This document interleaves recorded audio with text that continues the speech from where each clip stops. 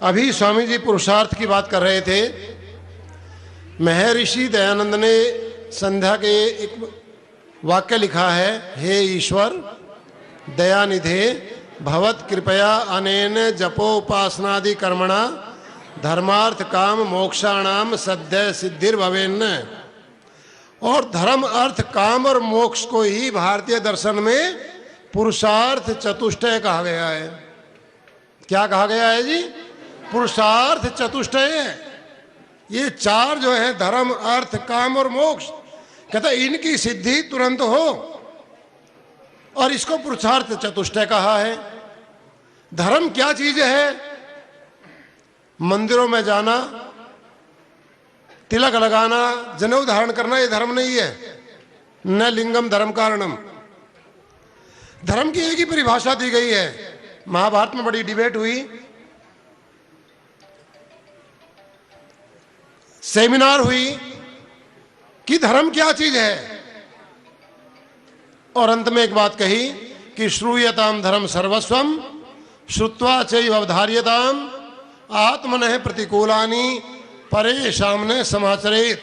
कि धर्म का सार सुनो, सुन करके धारण करो, कि जो व्यवहार आप अपने साथ नहीं चाहते ऐसा व्यवहार दूसरों के साथ ना करो। ये है धर्म। आप चाहते हो क्या कोई हमारे से रिश्वत मांगे? तो फिर दूसरे से रिश्वत क्यों मांगते हो? कोई चाहता है कि हमारे घर में चोरी हो जाए, फिर दूसरों के घर में डाका क्यों डालते हो? तो जो व्यवहार चाहते हो कि हमारा कोई अपमान ना करे, तो आप भी किसी का अपमान न करें। यह है धर्म का सार। इसमें सारा पुरुषार्थ जो स्वामी जी महाराज कह रहे थे, पुरुषार्थ करो। पुरुषार्थ ऋग्वेद का मंत्र है। जो काम नहीं करता ए कर्मा दस्यु, वो दस्यु होता है। और भगवान ने को क्या कहा है? दस्योर हंता। इंद्र सूक्त में पढ़ो आप। भगवान का नाम है इंद्र, और इंद्र का अर्थ होता है यदि परमेश्वर, ये जो सब प्रकार का सामर्थ्य, सब प्रकार की समृद्धि, सब प्रकार का धन हमें देता है। और वो कहा है कि दस्योर हंता, जो काम नहीं करता है वो परमात्मा उनको कष्ट देता है, दुख पहुंचाता है। तो ए कर्मा दस्यु, हम दस्यु ना बने, इसलिए पुरुषार्थी बने। हमारे ऋषियों में एक ऋषि हुए हैं, उनका नाम है महिदास ऐत्रेय ऋषि, और उन्होंने ऋग्वेद का सबसे पहला भाष्य लिखा, और उस भाष्य का नाम है ऐत्रेय ब्राह्मण ग्रंथ। और उसमें एक उपाख्यान आता है, हरिश्चंद्रोपाख्यान। एक कहानी आती है हरिश्चंद्र की, काल्पनिक कहानी हो सकती है, लेकिन उसमें एक बहुत बड़ा वाक्य उन्होंने लिखा है कि चरई वेती चरई वेती, चलते रहो, पुरुषार्थ करते रहो, पुरुषार्थ करते रहो, पुरुषार्थ से ही सब कुछ प्राप्ति होगी। और वो अलंकारिक भाषा में उदाहरण देते हैं, कली शयानो भवति। जो सोता रहता समझो कलयुग में पड़ा हुआ है। संजीहानस्तु द्वापर है, जो जाग गया समझो द्वापर युग में आ गया। और उत्तिष्ठस्त रहता भवति, जो उठ करके बैठ गया समझो द्वापर में युग में आ गया। और कृतम संपद्यते चरण, और जो काम में जुट गया समझो कृत युग में, सतयुग में जी रहा है। इसी जीवन में चार युग बता दिए ऋषि ने, मैं नहीं कह रहा हूं। ये महिदास ऐत्रेय, जिन्होंने ऋग्वेद का पहला भाष्य लिखा है, वो कह रहे हैं ऐत्रेय ब्राह्मण ग्रंथ में कि कृतम संपद्यते चरण, यदि तुम्हें कृतयुग में रहना है, सतयुग में रहना है, तो पुरुषार्थ करो, पुरुषार्थ करो। एक उपमा दी कि सूर्य से पश्य श्रेयमाणम यो ने तंद्रयते चरण, कि सूर्य को देखो जो चलता हुआ कभी थकता नहीं है। फिर कहा चरई वेती, चलते रहो, चलते रहो। और चरण वही मधुम विंदती, जो पुरुषार्थ करता रहता है, वो कहता है कि वो मधु को प्राप्त करता है, उसको सारे फल मिलते हैं। और चरण वही स्वादु मुदुम्बरम, और मीठे मीठे गुलर के फल भी वही खाता है, मीठे मीठे स्वादिष्ट फल भी उसी को प्राप्त होते हैं जो पुरुषार्थी है। ये है हमारे ऋषियों का त्रिकाल दर्शन। उस युग में भी सत्य था, वैदिक युग में आज भी उतना ही सत्य है कि जो पुरुषार्थी करेगा, आलस नहीं होगा, वो आगे बढ़ जाएगा। हमारे शास्त्रों में धर्म की भी परिभाषा दी है, बहुत साफ साफ परिभाषा दी है। यह तो अभ्युदय निश्रेय सिद्धि से धर्म है कि धर्म क्या है। एक तो परिभाषा मैंने बताई थी महाभारत की, और ये परिभाषा बता रहा हूं मैं आपको वैशेषिक की, कि जिससे हमारा भौतिक साधन खूब बढ़े, अभ्युदय हो जाए, सब प्रकार की समृद्धि हमारे घरों में हो जिस काम से, और जब हम इस संसार से पदार्पण करें, ये शरीर की यात्रा पूरी हो जाए तो हम सीधा मोक्ष मिले। ये है धर्म। धन की परिभाषा बहुत दी है, विद्या का भी धन होता है, और ये कहा है कि स्वदेशे पूज्यते राजा विद्वान सर्वत्र पूज्यते। राजा की पूजा अपने देश में होती है और विद्वान की पूजा पूरी दुनिया में होती है। आप यहाँ पर बैठे हैं, इन बच्चों को विशेष रूप से कह रहा हूँ, आप विदेश में नहीं गए, मैं विदेश में गया हूँ। बाबा जी ने तो बहुत बाद में जाना शुरू किया, लेकिन बाबा जी से पहले इनकी यशः पताका अमेरिका में, कनाडा में, लंदन में फहरा रही थी। यशः पताका जहां भी मैं जाता है क्वेश्चन करते, आप बाबा जी को जानते हो, आप रामदेव जी को जानते हो? मैंने कहा जानते तो हैं। कहा कि उनका प्रोग्राम बहुत अच्छा आता है, वो कभी यहां नहीं आ सकते क्या? ये है विद्वानों का यश। रामदेव जी कोई धन बांट रहे हैं? बाबा जी कोई धन बांट रहे हैं क्या? कोई संधिया कर रहे हैं क्या विदेश में जाकर के? कोई सेना इनके पास है क्या? केवल और केवल वेद का ज्ञान है, वेद का ज्ञान। और जो ये कहता है कि मैं गुरुकुल में पढ़ा हूं, मुझे नौकरी नहीं मिल रही, मुझे उससे दरिद्र आदमी कोई नहीं नजर आता। अरे गुरुकुल में पढ़ने वाला कोई भूखा रह ही नहीं सकता, ये गारंटी है। जिसने संस्कृत की नॉलेज, संस्कृत का ज्ञान सही रूप में प्राप्त किया है,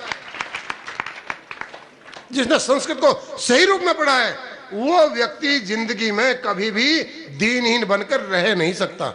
और रहता है तो हमारे स्वामीनानंद जी की दृष्टि के वचनों में कहूं तो उस जैसा निर्भाग्य कोई नहीं। क्यों? जीवन का सारा दर्शन तो संस्कृत में है। हमने कभी संस्कृत इंग्लिश नहीं पढ़ी, महाराज जी के चरणों में बैठ के पढ़ते थे। जब बाहर गए, अमेरिका में गए, कनाडा में गए, तो हम बावड़ों की तरह लिखाते थे पहले। और अब वहां के लोग बावड़ों की तरह लिखाते हैं कि भैया हमें टाइम दे दें।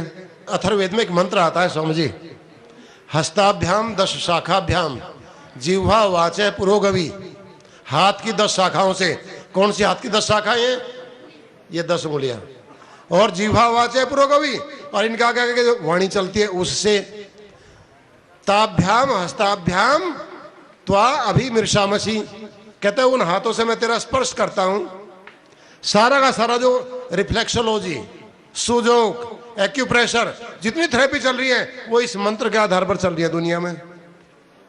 और जो एक्यूप्रेशर चल रहा है, उस एक्यूप्रेशर को, उस सुजोग को हमारे गांव में आज भी जहां विद्या का प्रचार नहीं है, सबसे ज्यादा लोग जानते हैं।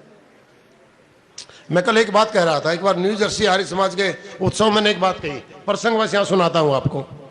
मैंने कहा कि विद्या के साथ में, धन के साथ में, भौतिक विकास के साथ में कुछ बीमारियों का संबंध है क्या? सारे डॉक्टर बैठे हुए थे, डॉक्टर रमेश गुप्ता भी जी थे, जो इस हमारे प्रतिनिधि सभा अमेरिका के प्रेसिडेंट हैं। डॉक्टर राजेंद्र गांधी थे, जो पहले प्रेसिडेंट थे। मतलब मोस्टली उसमें 99% डॉक्टर्स थे। मैंने दूसरी बात ये कही कि जितने भी मैंने देखे, जितने घराने पढ़े लिखे हैं, जिनके पास में बहुत पैसा है, वो तो इंडिया में बीमार हैं। जब मैं अमेरिका में आया तो यहां पर भी जिन लोगों के पास में जितने साधन है वो उतने बीमार हैं। एक व्यक्ति ने क्वेश्चन किया कि नहीं, स्टैटिकल जो है ना वहाँ रिकॉर्ड नहीं रखा जाता है, अमेरिका में स्टैटिकल रिकॉर्ड रखा जाता है, इसलिए यहाँ की बीमारी आपको ज़्यादा नज़र आ रही है, क्योंकि सबका पता है कि इतने बीमार लोग हैं।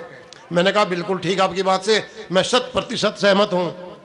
वॉल स्ट्रीट पर चलो मेरे साथ, सबसे धनवान लोग वॉल स्ट्रीट पर रहते हैं न्यूयॉर्क में, मैनहट्टन में, क्योंकि वहाँ पर जो है ना सारा कारोबार, सारा ये शेयर मार्केट का, स्टॉक का समय चलता है।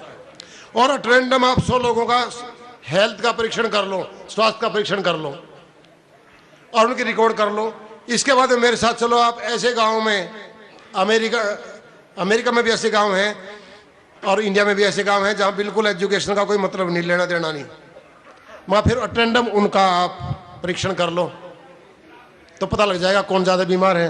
कहने जी वो तो ये लोग ज़्यादा बीमार मिलेंगे। मैंने कहा मैं यही तो कह रहा हूँ कि सभ्यता का एजुकेशन का, समृद्धि का बीमारियों से कोई तालमेल है क्या? तालमेल है। यदि आप योग के जीवन को छोड़ोगे, यदि आप वैदिक दिनचर्या को छोड़ोगे, तो आपको कोई दिन जिंदगी में कोई भी व्यक्ति स्वस्थ नहीं रख सकता, ये गारंटी है। महर्षि मनु ने एक वाक्य लिखा है, ब्राह्मे मुहूर्ते प्रबुद्धेत धर्मार्थानुचिंतेत, कि ब्रह्म मुहूर्त में उठो, धर्म और अर्थ के बारे में चिंतन करो। धर्म की परिभाषा में बता चुका हूं आपको। धर्म, पहला चिंतन क्या करो? धर्म के बारे में, मेरे क्या कर्तव्य कर्म है, ड्यूटी क्या है। और अर्थ के बारे में कि पैसा कैसे कमाऊं। अभी एक नई रिसर्च आई है, और रिसर्च ये आई है कि जो सुबह ब्रह्म मुहूर्त में 4:30 बजे के बाद में सोते रहते हैं, ये नई रिसर्च आई है, और उनको हार्ट अटैक हो जाए तो कोई नहीं बचता, शून्य चांस है। और यदि कोई व्यक्ति उस समय उठ करके अपनी दिनचर्या में लगा रहता है, अपने काम में लगा रहता है, तो असल में तो उसको हार्ट अटैक होते नहीं हैं, और होते हैं तो 0% चांस है उसके मरने के, जो समय दिनचर्या में लगा रहता है। टोरंटो में अभी आर्य प्रतिनिधि सभा का इलेक्शन वो था, महासम्मेलन था 1, 2, 3 अगस्त को। उस समय ये रिसर्च पेपर वहां पर पढ़ा था बैठ करके, और उन्होंने यही बात कही थी कि क्या भारत के ऋषियों को इस बात का पता था कि ब्रह्म मुहूर्त में उठने से बीमारियां नहीं होती हैं? एक नहीं, सैकड़ों ऐसी बातें हैं। 95% disease comes due to negative thoughts. 95% बीमारियां हमारे नकारात्मक विचारों के कारण से आती हैं, और अभी तक पूरी मेडिकल साइंस में नकारात्मक विचारों को रिमूव करने के लिए, हटाने के लिए कोई दवाई नहीं है। जब तक कोई दवाई नहीं बनेगी, तब तक ना आपका ब्लड प्रेशर ठीक होगा, ना आपकी ट्राइग्लिसराइड ठीक होगी, ना आपका कोलेस्ट्रॉल ठीक होगा, ना आपका हार्ट ठीक होगा, ना आपका कैंसर ठीक होगा। उसके लिए हमारे ऋषियों ने खोज की थी प्राणायाम और ध्यान की। तो ये हमारे ऋषियों का चिंतन है। आज आप अमेरिका में जाओ, जितने भी मेडिकल सेंटर हैं, वहां पर सब जगह योग का अलग से कक्ष बनाया हुआ है, जितने मेडिकल सेंटर है।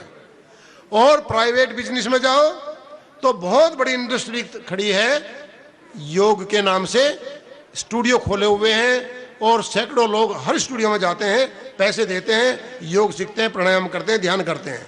हमारा वैदिक चिंतन शाश्वत चिंतन है, वेद परमात्मा की वाणी है, वो सत्य है, उस समय भी सत्य था, आज भी सत्य है, और आगे भी सत्य रहेगा। इसलिए वैदिक चिंतन करने वालों को, वैदिक स्टडी करने वालों को, वैदिक अध्ययन करने वालों को चिंता नहीं करनी चाहिए, उनका सब जगह सम्मान होगा। ओम शांति।